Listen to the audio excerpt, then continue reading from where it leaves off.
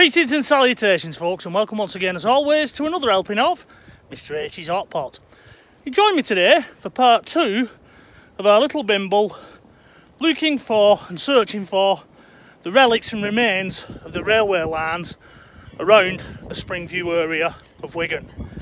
Now, if you recall, at the end of part 1, which I'll put a link up for you now, if you haven't seen that video, we ended the video at the railway lines near some lock gates. On the other side of the railway lines was a relic that I wanted to take a look at, and I just sort of was pushed for time, so I thought I'll leave it until another day. Well, today's another day, and we're now on the other side of that railway line. I've come in from the Plattbridge end, parked up in Plattbridge, which is the next village to Spring View, and I thought I'll make my way down the canal bank to the other side of the railway lines. It's a lot shorter that way than trying to walk around the flashes in this area, as I am pushed for time because little Toby James is currently in preschool, so I'm going to have to quickly get this one in the can, so to speak. Anyway, I'm currently walking alongside that railway line. It's on my left hand side this time, and Horrocks' Flash is over to my right. Some of you from this area, some of my older viewers, will probably know Horrocks' Flash as Rainfords, because there used to be a company called Rainfords. They used to work this area, and they extracted lots of materials and they took them off, and apparently they used to use them in concrete block manufacturers.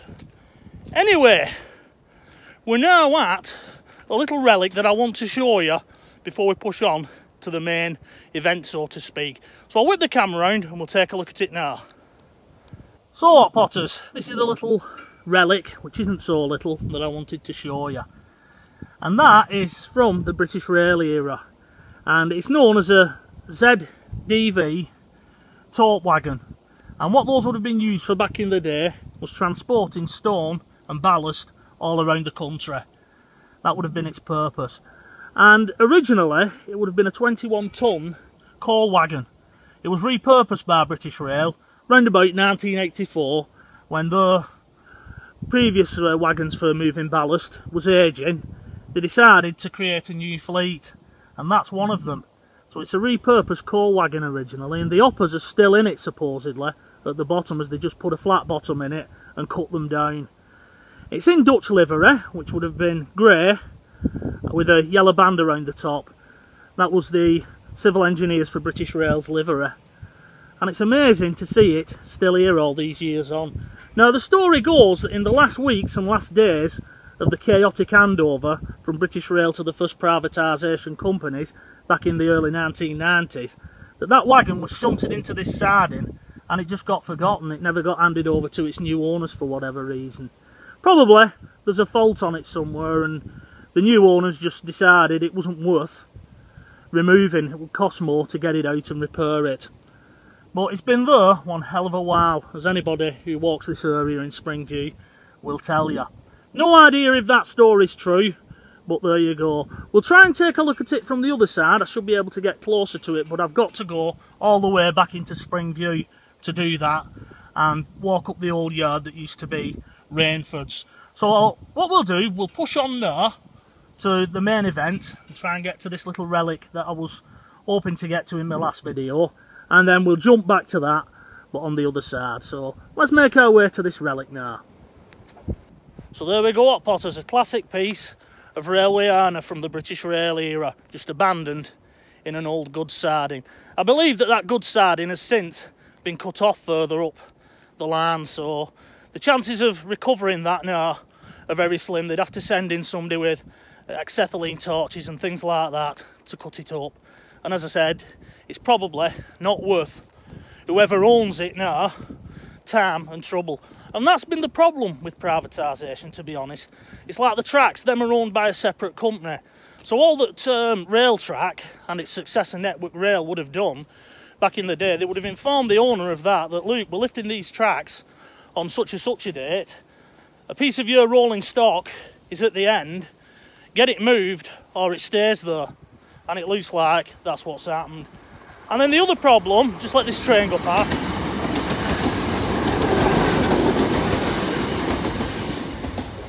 The other problem with privatisation is some of these companies then went bust. So the receivers probably thought it's not worth removing. So all these problems, you know, of privatisation, it hasn't worked out the way the government wanted the big sell-off at British Rail. Now I believe that Labour have recommitted in the manifesto for the next election to renationalise the railways. And sort of the seeds have already been planted for that, haven't they? Because there is a company that's being formed called, Great British Railways. And they're being formed to oversee the tracks and sort of push network rail out. So who knows, maybe we will see the railways renationalised again. Please leave a comment below if you think that's going to be a good idea. I doubt we'll ever see the days of British Rail again. Anyway, I'll just whip the camera around now to show you that we're walking alongside Horrocks's Flash. And we shouldn't be too far away from this little relic. Now, one of my subscribers, a lady by the name of Paula Exism, she has already filmed this little relic, and it was seeing her video that made me think to myself, I'll get out there and document the other little relics in that area, because I instantly recognised where she was. If you'd like to see her video, after watching this one of course, and leaving a like and all that kind of good stuff, I'll put a link up now for you. And here we are. We're now approaching this little relic. It's still here, hidden in the trees, and we can get to it from this side of the railway. I'll just make my way through this little gate here that's been put here to stop motorbikes and scramblers and all that kind of stuff from coming up here. There you go, just made our way through that. And this little relic from the old railways that used to stand in this area is here. So I'll whip the camera around now and we'll take a walk around it and see what it looks like 5 years on after Paula Exism took a look at this. And here we go, folks. Let's see if we can get into this. It is quite overgrown in this area, but it looks like, yeah, it's an old toilet block. The obligatory rubbish and cans that seem to blight these areas thrown in there. There's another stall. That would have been another one which for some reason hasn't been blocked up. Once again, the old urinals. And it looks like it's quite a big toilet block. No idea why it should still be here after all this time. You would have thought that it would have been demolished once they started redeveloping this area, or that Rainfords would have demolished it. I mean, it does make you wonder just where the drains are for this, or whether or not they was simply spilling out their effluent into that pond there. See if we can get in a little bit closer, take a look at it from this angle. But yeah, Paula, if you're watching this video, that's what this is. It's an old toilet block to the railway lines that are featured in these two videos.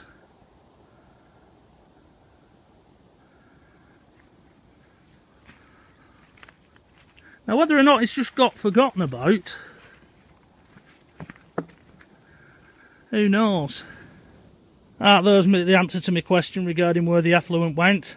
Don't know if you saw this, Paula, or not when you was round here, but that's the remains of a cesspit. So perhaps that was a little pump house that would have pumped it into here. Rather lucky though, because I was just going to walk straight down and I would have been in the doo-doo, quite literally. Let's see if we can get through the trees though. We should be able to. And I should be able to get into that little area. So here we go, folks. Let's see what's in this area. Looks like somebody's been having a barbecue in here. Just step over this low wall.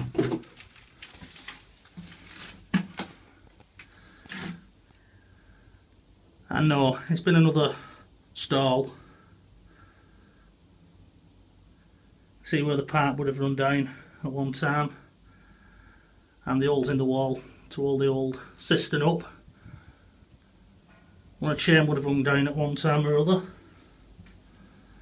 So I've no idea how the effluent left this toilet block and went into the little pit over there. Whether or not it just worked by gravity, who knows. Right then, I'm going to make my way back out of here now. There's the gate in front of you. That would have been, back in the day, the crossing that leads into Spring View. If we just walk up to it, we'll be able to see the gate on the other side of the railway where our other video ended. There, you can just see it on the other side there. That's where we was last time, Hot Potters.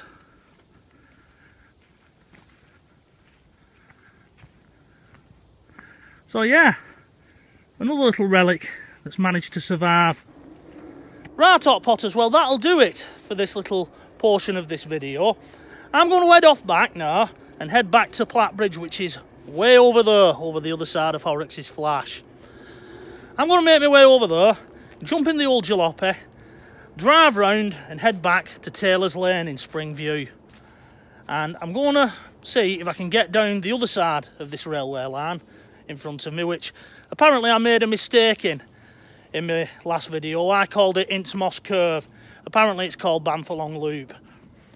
Now, I'm going to make my way to the other side, walk down the line and see if we can get to that old ZDV tote wagon from the British Rail era that I showed earlier in this video. With a bit of luck we can, and we'll be able to get closer to it and see its markings and things like that. And with a bit of luck, we may even be able to see the old hoppers underneath from when it was a coal wagon. So we'll just have to wait and see. After that, I'm going to stick a bit of bonus footage in for you, because I'm going to make my way over to where that toilet block ruin was before in my last video, and there should be another little building, if memory serves correctly. It should be an old plate layer's shed, and we'll take a look at that.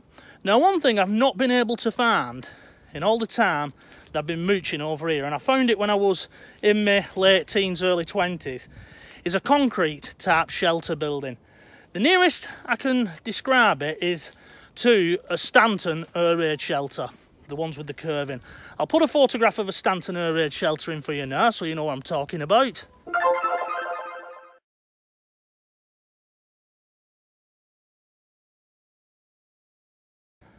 And I found that building when I was mooching around the old lines in Spring View. I've never been able to find it since, Hot Potters. Whether or not it's been demolished since or not, I don't know. But if you know what I'm talking about, please leave a comment below. I'm looking at people who watch my videos, like you, Lee Hurley. I know you get off the beaten track like I do, so you may know what I'm talking about. And Nick from Pemberton, who I met in Asda the other week. Hello to you, sir, if you're watching this video. It was nice to meet you and your good lady wife. If you know what I'm talking about, as I know you've done a bit of mooching around here because you're really into railways, please leave a comment below. Right, on that note, I'm going to wrap up this portion of the video, so join me when we get to the other side of this railway line and we're back in Spring View. Now, in order to get to that old ZDV tote wagon, we've got to go down this path here. But unfortunately, there's gates here with another ruddy great padlock.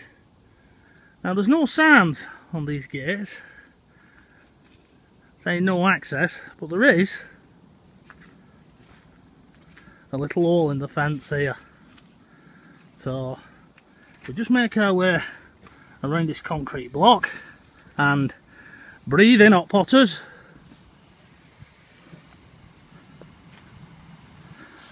We're now on the other side.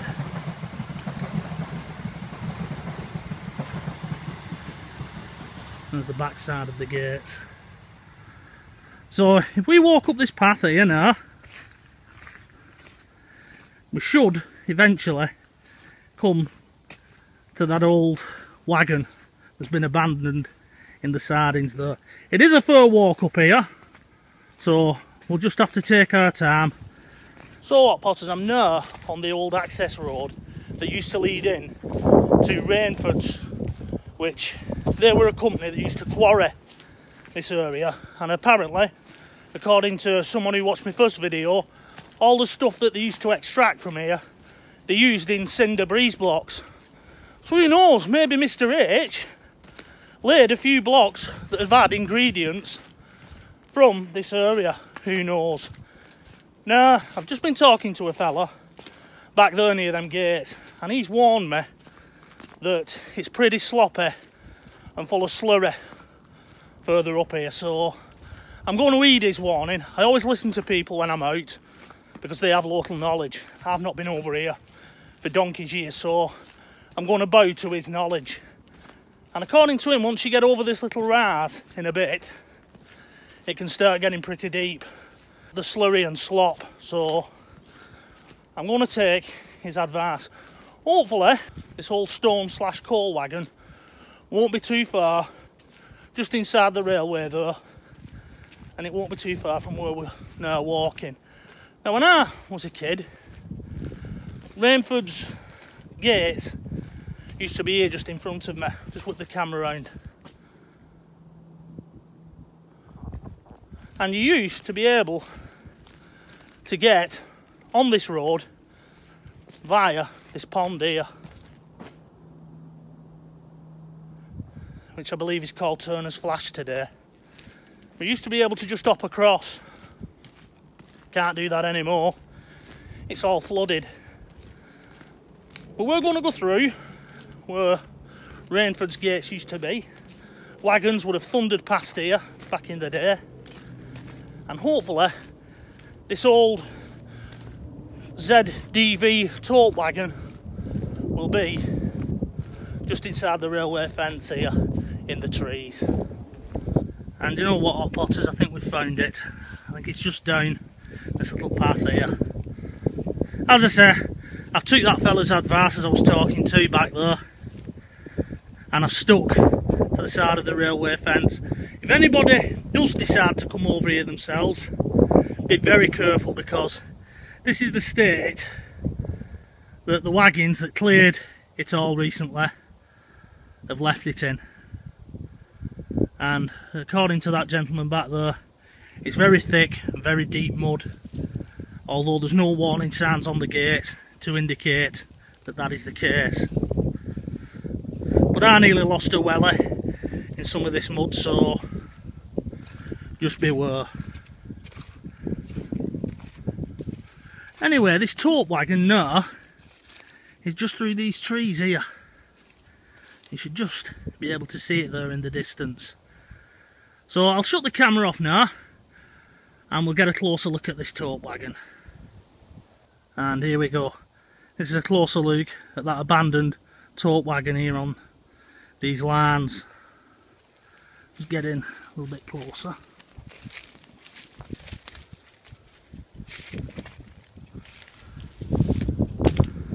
And there you go, you can see it's still got its original livery. And it's got its old British rail, or the remains of its old British rail, danger overhead live wires sticker. And I believe it's still got its maker's plate on it.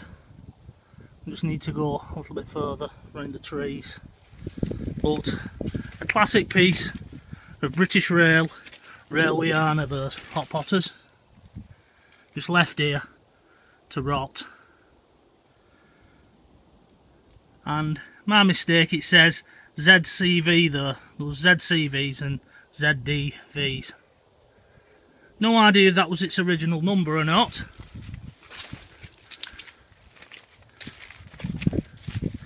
But I wonder who owns this now. And they'll have a problem getting it out, to be honest, because they've lifted the lines further up. And there's the original maker's plate.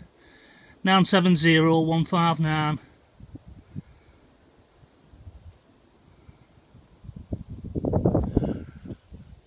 And what they did, I don't think we can see from this handle here.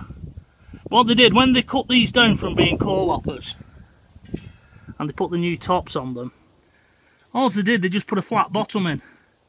And they left the chutes, which is where you can see it going down at a 45-degree angle. They left the coal chutes in, so they're still in there. Like I say, it's a pity I can't get beyond this fence, otherwise we'd have a look and confirm that.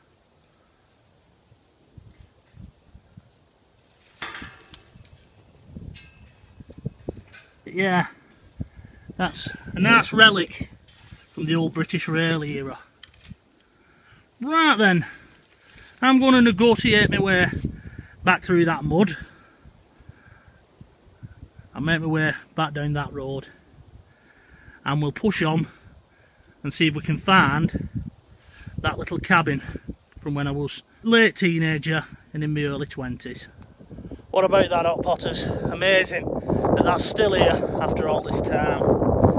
That's been one of the problems with privatisation of the railways. Nobody knows who owns anything now, and Network Rail, when they come to lift the lines, they'll have informed the last owner of that that's what they're going to be doing, and then they're not bothered.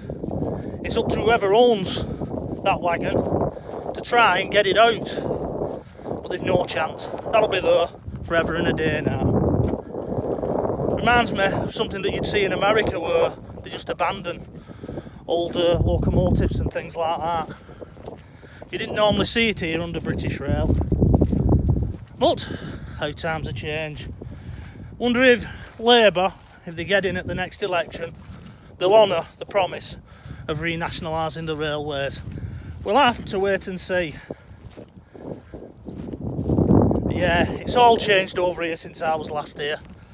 I bet it's 10 years ago since I was last mooching round here, at the very least.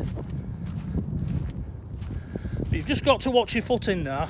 You can still get round and negotiate your way around, but you've got to have your wits about you. Last thing you want to do is end up in deep mud. Now I'll see if I can get down this road where I came in there, but I nearly come a cropper, as I said earlier on, with losing one of my wellies. Luckily I managed to get it out. Like I said, this fella that I spoke to, it's lucky really he was there, because I'd have just come over here blind, thinking I could walk around where I wanted, and next thing I'd have ended up in deep mud. But with a bit of luck I should be able to get back to where Rainford's gates used to be, and then it's more or less a straight walk back down to those gates and the other side. So I'm going to shut the camera off now and make my way to those gates, as I need to concentrate. Because just look at that. Over there, that's where I nearly lost my welly. So here we are, back at those huge road gates and back on dry land. Just get through this hole again, so breathe in once again, Hot Potters. Okay folks, well, you now join me walking along that railway access road that I showed you in my first video, and hopefully we're now making our way towards another little relic and structure from this area's past. Now, just to give you a little bit of background regarding this one, I first found it when I was in my late teens, early 20s. I'd been walking along this road, and as I said in my last video, these fencings, they weren't here. It was more or less wide open. The best that you got was a few railway sleepers with wire tacked to them to keep you out. But more or less, it had deteriorated in places. or it had been pushed down via other people. So I was walking along this path, and as I say, it brings you out in Platt Bridge if you follow it far enough, albeit right at the side of the railway lines. When just a little bit further up here, I noticed a brick structure just inside the trees. And being a moocher, I've always been a moocher, I thought I'd go and take a look at it. And I've never been able to find it ever since. And the reason for that, Hot Potters, is when they did build this fence, they also put a fence across, which when I whip the camera around, I'll show you. And that stopped you going any further. Now, I was round here in 2017, again, funnily enough, looking for this particular cabin. When I got this far and there was gates across, you couldn't go any further. But today, there's no gates. The gates have been removed and there's holes in the fencing. So I'm wondering if, basically, you can now go past this point. I'll whip the camera around and we'll take a look, shall we?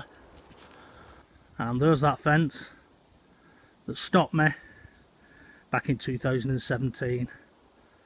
And as you can see, there's the opening, but there's no gates on it today. And also, there's no signs stating you can't go any further. So I am wondering, Hot Potters, if you can go beyond this point. Now, according to Google Maps, the structure that we're going to be taking a look at is about 50 yards beyond that fence. So I'm going to take a punt on this one, Hot Potters, and I'm going to go beyond this fence. But I'm going to get in the trees as soon as possible, because the last thing I want to be meeting is one of Network Rail's vans, or indeed one of their famed security patrols, and they do have them, Hot Potters, I have seen them. So I'm going to make my way along this little footpath here now, and that brick structure should just be beyond that mound there. And here it is, Hot Potters. Still visible from Google Earth is this brick building, and it does appear on the old 1914 maps, which I'll put a link in for you now.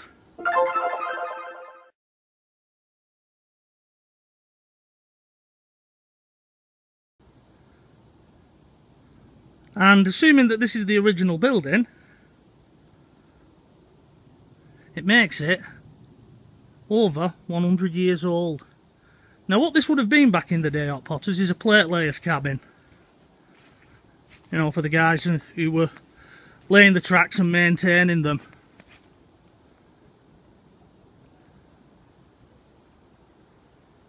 Amazing that it's still here. As you would think that either British Rail or its successor, Network Rail, would have demolished this.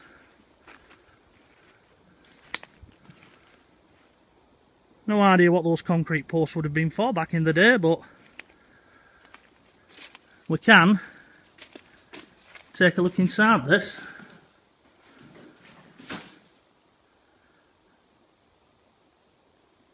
And it would appear that there's been many fires and vandalism that's been done to this structure over the years. Some holes there through the roof. Those would have probably either been for ventilation, or they may have had a little puffing billy, little stove in there. I should imagine this was a cloakroom, and probably where the toilet would have been. This would have been the canteen for the railwaymen working these lines back in the day. Amazing little structure. Concrete roof and brick. I think that style of laying concrete is known as pot and beam.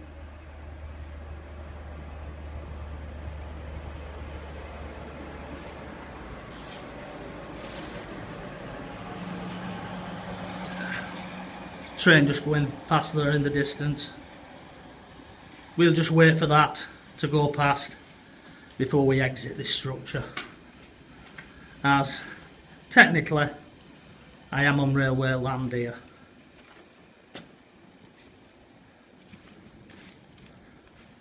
Albeit just 50 yards in. You can just see the fence though. That's how close this cabin is to it.